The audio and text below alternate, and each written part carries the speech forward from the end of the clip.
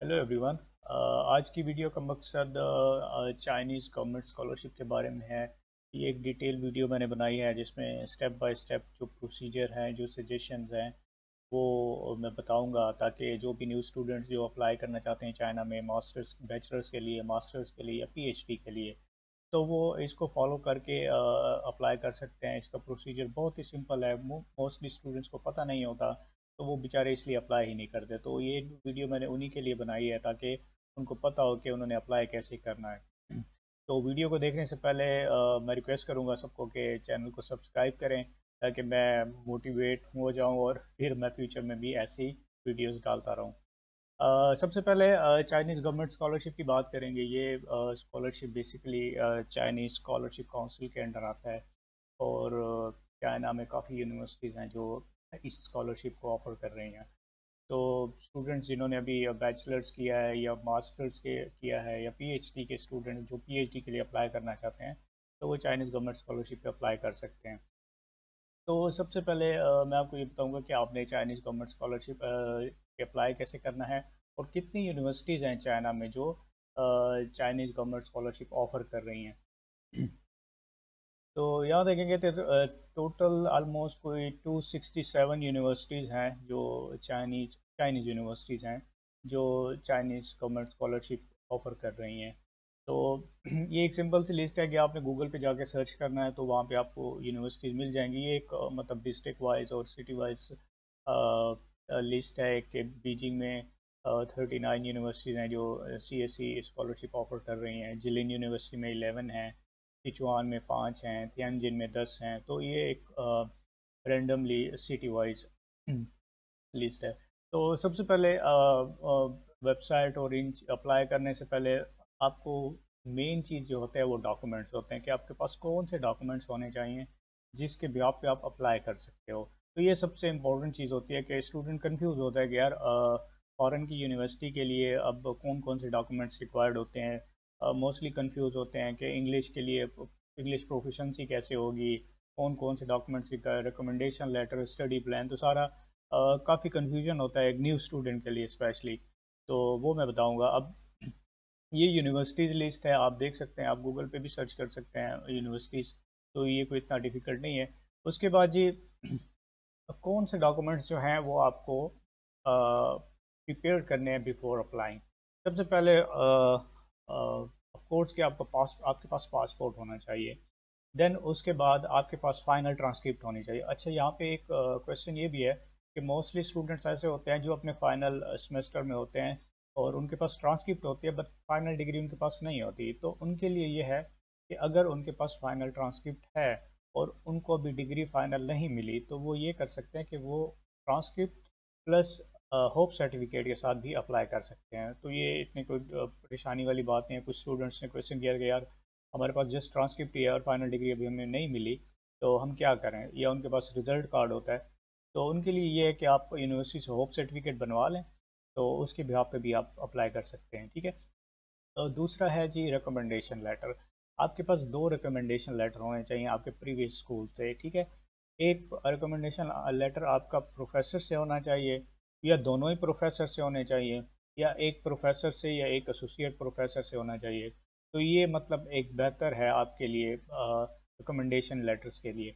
लेकिन assistant professor से कोशिश करें कि नहीं होना चाहिए। लेकिन कुछ यूनिवर्सिटीज़ ऐसी होती हैं जहाँ पे प्रोफेसर, कुछ डिपार्टमेंट्स ऐसे होते हैं जहाँ पे प्रोफेसर और एसोसिएट प्रोफेसर नहीं होते, असिस्टेंट प्रोफेसर होता है। तो आप असिस्टेंट प्रोफेसर पे भी अप्लाई कर सकते हैं, बट इससे बेहतर ये है कि आप प्रोफेसर और एसोसिएट प्रोफेसर से रिकमेंडेशन लेटर बनवा लें। उसके बाद ये पासपोर्ट साइज स्कैन का फ़ोटो होनी चाहिए आपके पास। ये पहले ज़रूरत नहीं, पहले भी ज़रूरत होती थी, लेकिन अब सीएससी पोर्टल पे ना ये पासपोर्ट साइज स्कैन कॉपी आपके पास होनी चाहिए। ठीक है। उसके बाद ये है मेडिकल एग्जामिनेशन। ये होता है फिजिकल एग्जामिनेशन सर्टिफिकेट, जो कि मैं डिस्क्रिप्शन में डाल दूंगा इसका पीडीएफ लिंक, तो आप उससे भी डाउनलोड कर सकते हैं। और आप इसको फिल करके किसी भी लोकल हॉस्पिटल से जाके वहाँ से जस्ट आपने स्टैंप लगवानी होती है, तो वो आप लगवा सकते हैं। इसके लिए ये नहीं है कि आपको इस्लामाबाद या एम्बेसी या किसी और रिकमेंडेड हॉस्पिटल से करवाइए। ये तब होता है जब आपका एडमिशन हो जाता है, जब आप वीज़ा के लिए अप्लाई करते हैं, तो तब आपके लिए ये वो एक स्पेसिफिक एक सेंटर होता है चाइनीज़ ऑक्यूपेंसी सेंटर इस्लामाबाद में, तो वहाँ से आप करवाते हैं। तो अप्लाई करते वक्त ऐसा कुछ नहीं होता, आप अपने किसी भी लोकल या डिस्ट्रिक्ट हॉस्पिटल से करवा सकते हैं। उसके बाद जी आपको एक स्टडी प्लान बनाना पड़ता है। स्टडी प्लान मीन्स कि उसमें आप लिख सकते हैं कि आप पर्सनल स्टेटमेंट जिसको भी कह सकते हैं, उसमें आप एकेडमिक बैकग्राउंड लिखते हैं कि आप का नाम क्या है, आपने कौन सा मास्टर्स बैचलर्स किया है, तो उसमें डिटेल आप ये बताते हैं। उसके बाद आप अपना रिसर्च एक्सपीरियंस बताते हैं, और फिर कि आप क्यों चाइना जा रहे हैं, बैचलर्स के लिए, मास्टर्स के लिए या पीएचडी के लिए।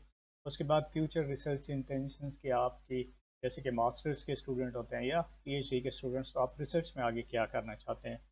तो ये चीज़ें आपकी, मैं इसके आपको एक सैम्पल जो मैंने बनाया था तो वो भी आपके साथ शेयर करूँगा।